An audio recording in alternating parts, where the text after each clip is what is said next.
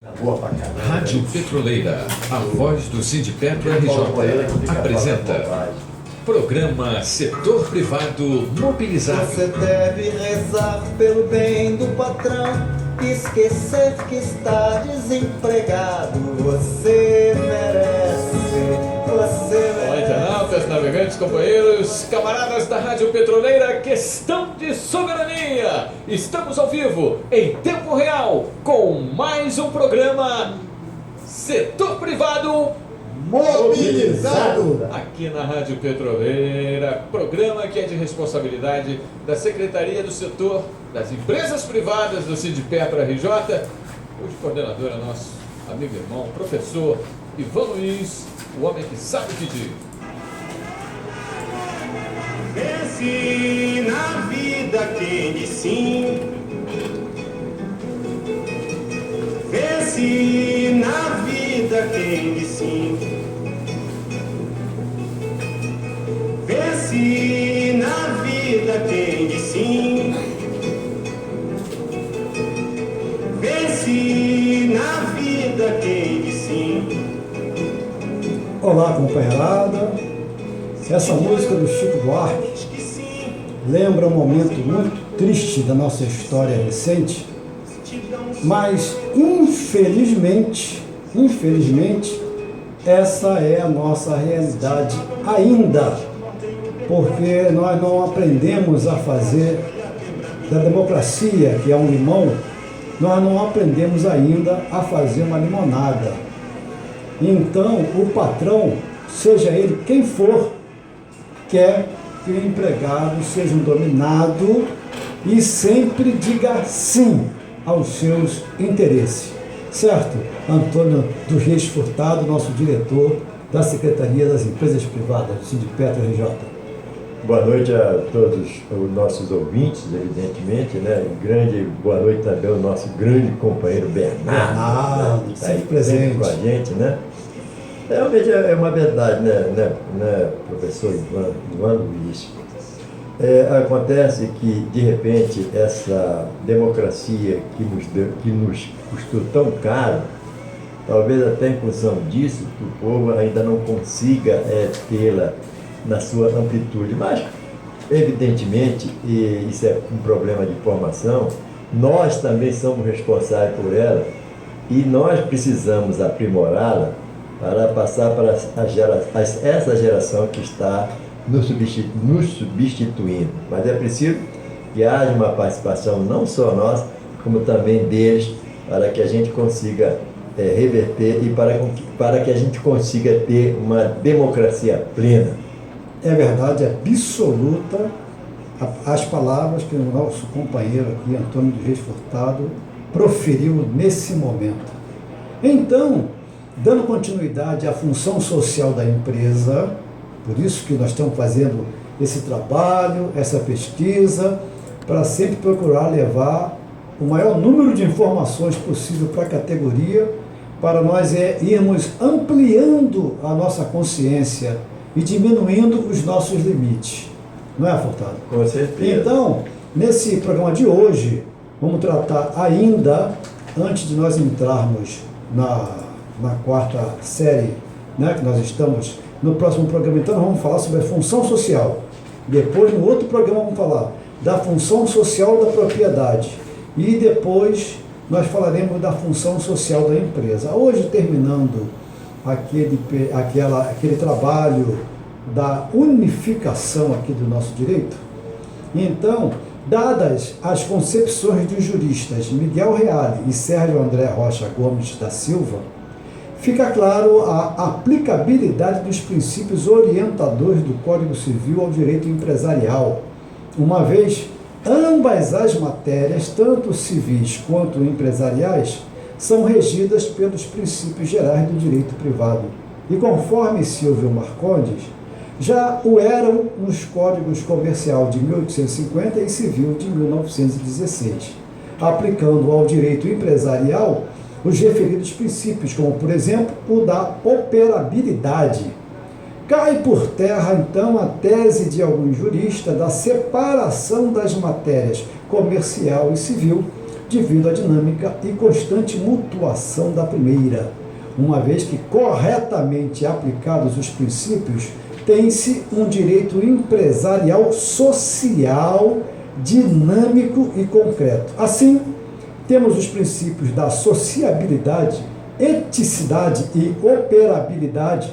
Não são princípios somente orientadores do direito civil, mas sim de todo o ordenamento jurídico privado, podendo serem considerados, então, princípios orientadores do direito privado.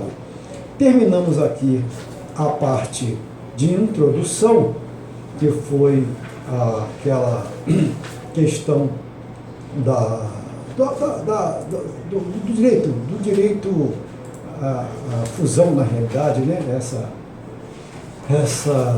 Esse entendimento que alguns juristas desenvolveram com relação, né, a essa centralização, essa discussão que foi muito interessante, que tratou da unificação do direito privado brasileiro. No próximo programa, então, nós vamos falar sobre a função social da empresa. E, dando continuidade ao nosso programa, isso aqui é para nós não interrompermos a série. Nós temos a nossa pauta, na realidade, é uma pauta que nos causa uma grande indignação.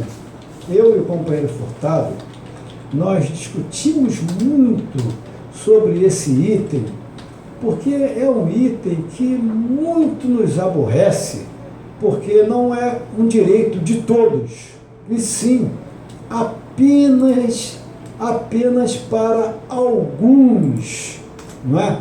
Que direito é esse que nós estamos falando? Que direito é esse que alguns pensam que tem? Nós estamos tratando aqui exatamente do plano de saúde, que os políticos, Furtado, por incrível que pareça, mesmo que é um plano de saúde vitalício que eles têm, vitalício, para eles e para os seus familiares. Nada contra, desde que todo mundo tivesse esse direito, né? Só que, mesmo que ele seja cassado, ele não perde o plano de saúde dele, pô. Quer dizer, então, é um negócio, rapaz, que, né? Qual trabalhador, Furtado, que é demitido e mantém o plano de saúde dele? Se ele quiser manter, tem que pagar, pô, né? E esse plano de saúde lá do Senado, dos deputados, segundo a informação, como você diz, está aí na mídia, está aí no noticiário, para a gente manter um plano de saúde como o que eles têm, né, nós teremos que pagar 2.780, quase R$2.800 só para ter o plano de saúde que eles têm, rapaz.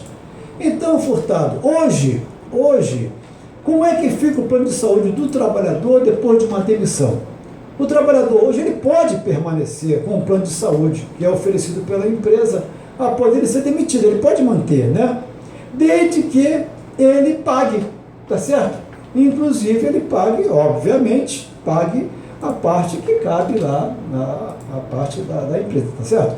O artigo 30, então, da lei número 9.656 de 1998, que rege esse assunto especificamente, ele prevê que no caso de rescisão ou exoneração do contrato de trabalho sem justa causa, abre aspas, é assegurado o direito de manter sua condição de beneficiário nas mesmas condições de cobertura assistencial de que gozava quando da vigência do contrato de trabalho, desde que assuma seu pagamento integral.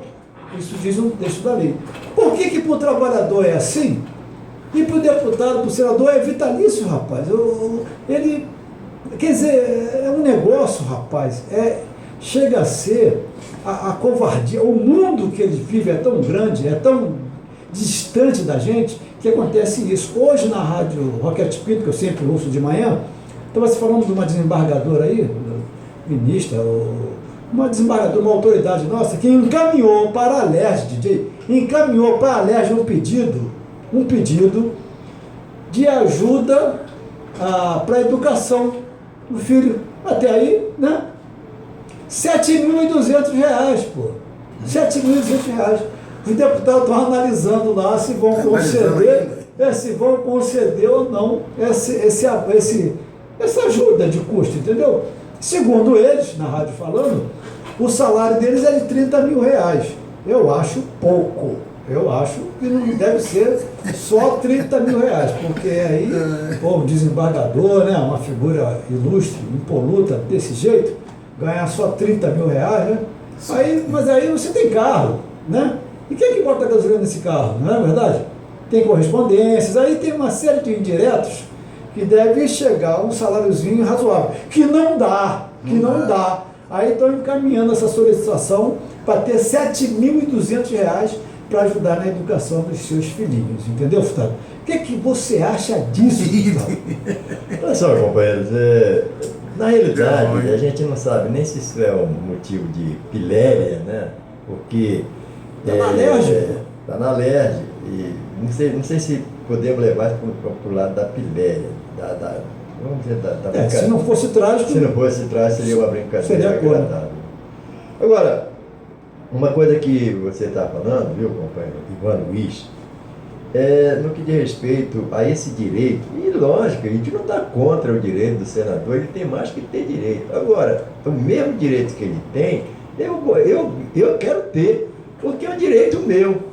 E como exemplo, companheiro, nós, por exemplo, da refinaria de petróleo de Manguinhos, nós tínhamos o nosso plano de saúde, e depois, quando a gente se aposentava, através de acordo coletivo, nós levávamos esse plano de saúde.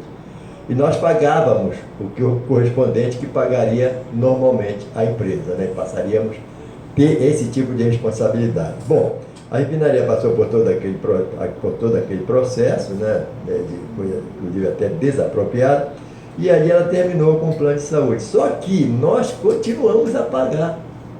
O que mais, de uma certa forma, a gente fica extremamente chateado no que diz respeito a esse direito desse senador, ou desses deputados, que cassados, eles tiveram seus direitos cassados, né? Então eles continuam com o plano. E nós, nós trabalhadores aposentados, que pagávamos em dia, né, a nossa contribuição mensal, tivemos nosso direito suprimido. E nós estamos, através do nosso sindicato, numa luta, uma luta muito forte para ver se nós vamos reverter essa situação. São dois parâmetros diferentes para o mesmo direito. Por que não se respeitar o direito do trabalhador e se respeitar o direito de um senador, deputado? E com referência a essa da desembargadora que você falou, né?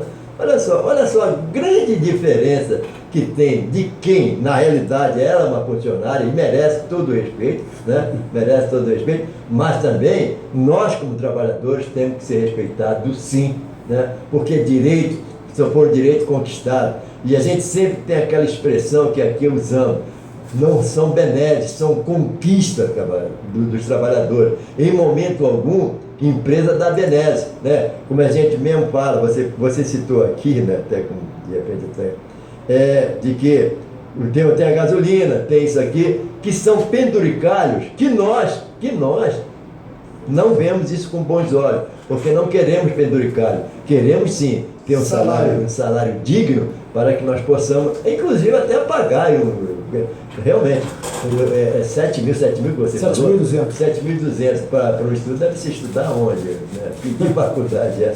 Escola pública não é? Com certeza escola pública, e não desmerecendo, porque eu sou de escola pública. Já foi coisa boa. Já foi coisa boa, que eles acabaram. Aí eles pagam caro assim para ter o filho na escola particular, para poder passar para a universidade pública. Continua. Que aí o pobre não tem acesso. Infelizmente, o pobre não tem acesso, mas que continua de grande qualidade, e que sempre foi. A escola pública foi a melhor coisa que sempre aconteceu neste país. Que infelizmente, como tudo que funciona, na realidade, tudo que funciona no Brasil, eles fazem questão de acabar. E depois, quando acaba, começa a se lamentar, né? É interessante isso aí. E quando você fala, por falar nisso aí, então, vamos para o nosso próximo tema, que são os petroleiros, né? Nossa categoria, que está permanecendo em greve não é? E não é uma greve por salário, mas não é uma greve só para isso, entendeu? É uma greve aonde envolve temas extremamente complexos, entendeu? Quer dizer, é uma greve onde nós estamos lutando contra Houston, é uma greve onde nós estamos lutando contra o capital internacional dominador, que domina ou pela força ou pela dívida, tá certo? E está nos dominando pela dívida, né? Você tem que ficar de joelho. E criaram essa bendita aí, Bendini cria a política bendita, né? Que é a política do desinvestimento, e obedecendo cegamente as ordens que vêm lá de Houston, tá certo? Porque tem que desinvestir. E desinvestir significa vender ativo. Vender ativo significa empobrecer a empresa. Empobrecendo a empresa Petrobras, as ações vão cair e vai ficar muito mais fácil para privatizar. Dando 5%, metade do que foi a inflação, o que vai acontecer?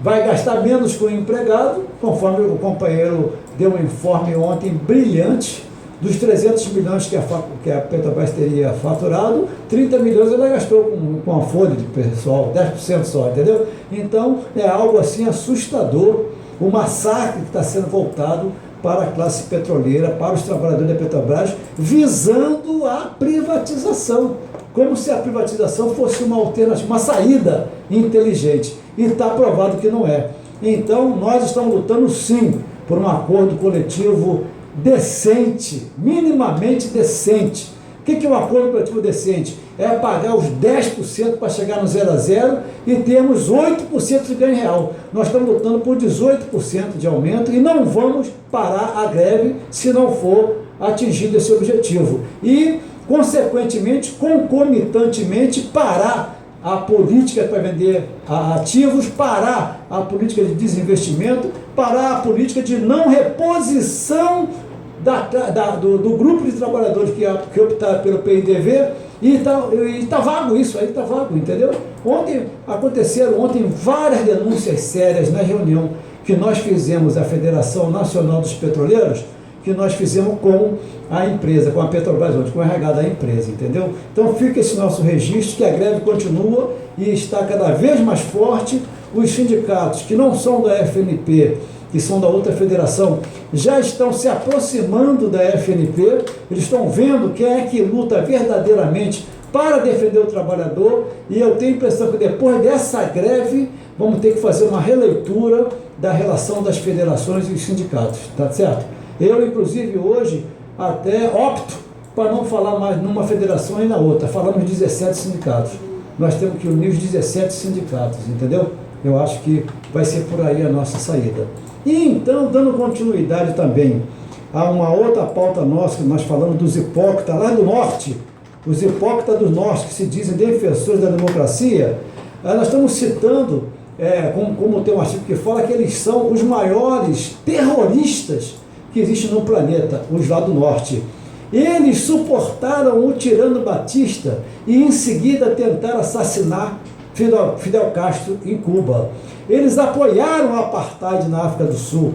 Eles apoiaram a Rodésia racista, que mais tarde se tornou Zimbábue. Eles assassinaram Lumumba para forçar o tirano Mobutu. Eles assassinaram 500 mil indonésios para instalar a ditadura de Suharto. Eles instalaram uma ditadura militar no Vietnã, instalaram uma ditadura militar na Grécia, apoiaram Pinochet fascista para derrubar Allende. Terroristas armados, eles financiaram terroristas armados para desestabilizar Angola e Moçambique. Eles mataram 2 presidentes equatorianos para instalar ditadores. Eles substituíram o presidente brasileiro João Goulart por uma ditadura militar. Eles fizeram o mesmo com o Bosch em Santo Domingo. Eles fizeram o mesmo com Zelaya em Honduras. Apoiaram os ditadores do Valier no Haiti. Eles armaram Bin Laden para derrubar o governo progressista afegão. Eles apoiaram os talibãs no Afeganistão. Eles armaram e financiaram terroristas, os contras, lá na Nicarágua. Eles assassinaram bispo e invadiu Granada. Apoiaram os assassinos coronéis na Argentina. Apoiaram os Stroessner nazistas no Paraguai. apoiaram o ditador general Banzer na Bolívia, apoiaram a ditadura feudal no Nepal e Tibete. Eles usaram o FIS para desestabilizar a Argélia, apoiaram Mubarak no Egito, armaram um grupo terrorista para desestabilizar vários países africanos problemáticos. Eles lastrearam por bombardeios de napalm no regime etíope na Somália, apoiaram racista antissemita, antimuçulmano, antissérvia, Tudjman na Croácia. Tentaram assassinar Chaves, Morales, Correia para instalar ditaduras. Apoiaram atentados em hotéis e aviões na América Latina. Usaram a Al-Qaeda na Líbia, usaram a Al-Qaeda na Síria, usaram o Svoboda Pravi Sector e nazistas contra os judeus a um golpe na Ucrânia. Apoiaram e protegeram todos os crimes de Israel contra os palestinos. E não foi por acaso, né? É claro que dão uma de bom moço como defensores da democracia que interessa a eles. Então, nós fechamos aqui essa nossa denúncia e indignação contra esses hipócritas que se dizem defensores da democracia. E estão aí impondo a política dele aqui na Petrobras também. Certo, Furtado? É isso aí, companheiro. São os democratas, né, que você falou? Demoniocratas. Demoniocrata. Agora, além disso, me chamou a atenção o governo da Bolívia, Banzer. Isso. Agora, uma coisa que você fez um comentário, companheiro, com referência à situação da Petrobras, e nós sempre falamos aqui, vamos sempre falar que nós somos defensores sim da Petrobras, né? Do patrimônio da Petrobras. De ladrões não? De ladrões não. Somos defensores, não compactuamos com esse tipo de coisas que acontecem, que é extremamente constrangedor, e defendemos esse patrimônio sim, que é um patrimônio que é um patrimônio nacional, que foi através da luta dos brasileiros que nós conseguimos fazê-la o que hoje ela é. Agora, há uma diferença aí muito grande. Defender é defender o patrimônio. Agora, nós não podemos jamais perfilar e aceitar determinadas imposições da empresa quando ela aponta para um acordo extremamente rebaixado. E dizer sempre que a gente já não aguenta mais o companheiro Roberto Ribeiro falar aquela mesma coisa, né? O companheiro Roberto Ribeiro fala das perdas salariais em torno aí de 20 anos, hoje, inclusive, no programa dele já falava isso aí, né? E isso faz um reflexo também para as outras empresas. Nós temos aí, como sempre falamos aqui, a situação da própria refinaria de petróleo de Manguinhos, companheiro, que há 5 anos não tem acordo coletivo, né? Não há por parte daquela direção a menor responsabilidade no trato dessa questão muito importante para o trabalhador, né? E extremamente degradante à medida que se passa aí 5 anos sem acordo coletivo, não há reposição, pelo menos dos índices inflacionários, e a gente lamenta profundamente. De repente, uma empresa como a Petrobras, nessa postura que está tendo agora, sirva até de parâmetro para as outras empresas, para as outras empresas. Isso é lamentável, companheiro Ivan. Dando então uma descontraída, nós vamos ao dia 4 de novembro de 1924, rapaz, que durou até 17 de fevereiro de 1973, Furtado. Cantor, compositor, instrumentista, pintor, ator. Ele nasceu na Gávea, rapaz, e foi criado no Morro do Pinto. Com menos de 3 anos, ficou órfão de mãe e pai e foi criado pela avó e por uma tia. Na adolescência, trabalhou como guardador de carro no Jockey Club, Furtado. Nós estamos falando de quem, companheiro Furtado? Nada mais, nada menos do que o senhor Monsueto. Campos Menezes, Monsueto Campos Menezes, né? Ele estudou até o 5º ano primário só, um talento, né, rapaz? a música dele mais ouvida, larga meu pé, eu quero essa mulher assim mesmo, aí, eu quero essa mulher assim mesmo, não é isso? Me deixa em paz, aí, cumpriu do gravou bonito. Mora na filosofia. Mora na filosofia, o que mais, Furtado? O que mais? Morfeu. Morfeu. A ponte secou. A ponte secou. O coro do falecido. O coro do falecido. E tem mais ainda. E o lamento da lamento da lavadeira. Fantástico, né, rapaz? Então, para dar uma descontraída. No dia 5, nós tivemos aniversário de um sujeito que durou de 1849 a 1923, que foi o aniversário do Rui Barbosa, rapaz. Nada mais, desculpa até já interrompendo você, nada mais do que o Águia Yaia. É, rapaz, e ele falava assim, olha só, de tanto ver triunfar as nulidades, de tanto ver prosperar a desonra, de tanto ver crescer a injustiça, de tanto ver agigantarem-se os poderes nas mãos dos maus, o homem chega a desanimar-se da virtude, a rir-se da honra e a ter vergonha de ser honesto. Pô, não mudou nada, meu. Não mudou nada até hoje. Brincadeira isso, lamentável. Nós já temos que correr um pouquinho agora, Furtado. Então, dá os parabéns para nossa querida amiga Luciana, rapaz. Luciana, ela faz parte da cooperativa dos catadores lá do Jardim Gramacho, que acabaram com o aterro lá, o lixão, né?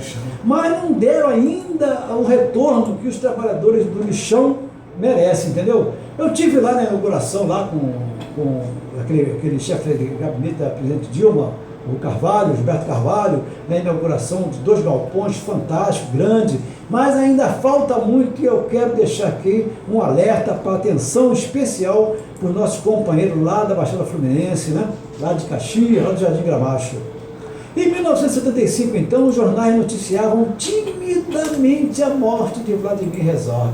Por que será que foi tão tímido, né, rapaz? A morte, o assassinato, né? Seria mais correto, não é isso? Pelo menos lá nos jornais nós acompanhamos isso. Isso. Dia 8, então, em 1983, teve uma greve de 60 mil metalúrgicos do ABC em São Paulo, né? E que mantiveram uma tradição de uma greve longa, que se iniciou em 1979, 4 anos, 4 anos Dia 9 foi o Dia Nacional das Favelas, Furtado, aí. Isso. E hoje os gringos estão adorando, né? Com certeza. E a Jaciara também, a companheira nossa, amiga, vizinha aqui da Presidente Vargas, gente da melhor qualidade. Em 1960, após 4 dias fortemente reprimida, termina no país a greve da paridade. Olha só, exigiam sair nesse momento salários iguais para civis e militares. Tem que ser agora para políticos e civis e militares, tudo é igual, entendeu? É igual. Foi vitoriosa e teve a adesão de mais de 500 mil de trabalhadores, sobretudo ferroviários que eles desmontaram, portuários que eles mataram, acabaram, aeroviários que está aí, o escândalo aí do fundo deles, e marítimos também, que hoje a gente nem ouve falar mais. No dia 10 foi aniversário da nossa querida escola, rapaz. Da nossa querida escola de Padre Miguel. Mocidade Independente de Padre Miguel, rapaz. Pô, fantástica, né? E nesse dia 10 também de novembro de 1969, o ditador Médici proíbe notícias sobre o Esquadrão da Morte, guerrilha, racismo e índios em rádio, jornais e televisão. E os que apoiaram o golpe obedeceram fielmente, rapaz. E DJ, então, DJ, nós temos 1 minuto. 2 minutos, Furtado, para você fazer um comentário que triste, mas que é realidade. Está nos jornais aí e a gente lamenta profundamente, né? Porque daí demandaram automaticamente, segundo informações de jornais, 3 pessoas já faleceram e parece que tem 25 desaparecidos. Foi esse vazamento que aconteceu em Mariana, em Minas Gerais, de uma empresa lá, a Lama, essa empresa é uma mineradora, não vamos citar aqui o nome, né? Uma mineradora, vazou lama, e inclusive está dando sério problema porque já atingiu o curso dos rios, o Rio Doce, né, que alimenta a cidade de lá. As consequências são imprevisíveis, infelizmente, né? E que a gente faz o comentário aqui é mais uma vez o que a gente sempre, a falta de responsabilidade, né?